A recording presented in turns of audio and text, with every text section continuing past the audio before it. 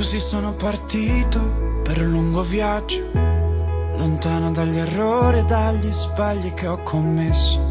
Ho visitato luoghi per non doverti rivedere, e più mi allontanavo e più sentivo di star bene.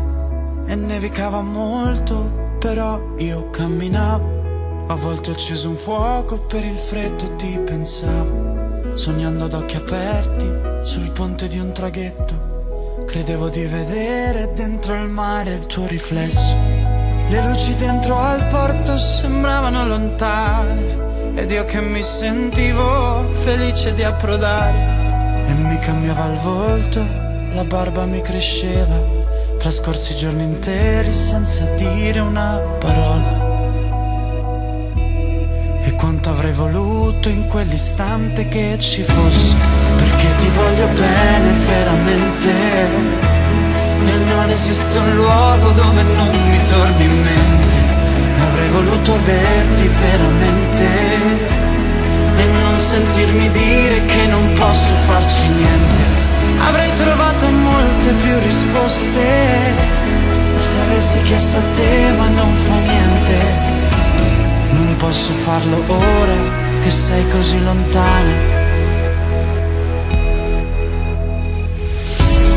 Mi sentirei di dirti che il viaggio cambia un uomo, e il punto di partenza sembra ormai così lontano. La meta non è un posto, ma è quello che proviamo, e non sappiamo dove né quando ci arriviamo. Trascorsi giorni interi senza dire una parola, credevo che fossi davvero lontana.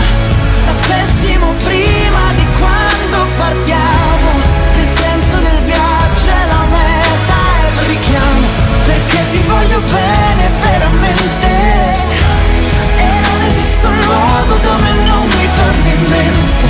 E avrei voluto averti veramente, e non sentirmi dire che non posso farci niente. Avrei trovato molte più risposte se avessi chiesto a te, ma non fa niente. Non posso farlo ora che sei così lontana. Non posso farlo ora